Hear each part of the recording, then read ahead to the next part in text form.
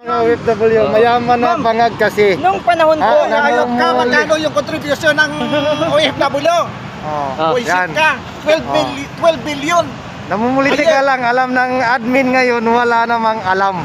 Wala ka daw alam. Walang alam kasi kuwan ka lang, baser ka lang. Magkano ang contribution ng mga OFW yearly? Magkano contribution nyo, ma'am? Nasa 12 billion na mahigit. Di namin ibuboto si Sara pro China.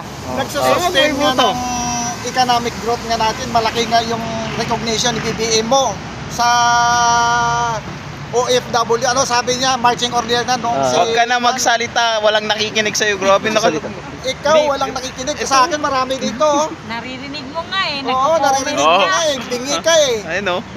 Sino yun? Ma'am, Ano ba pangalan niya? nung bago umupo si Buddy. Ha? former Buddy. President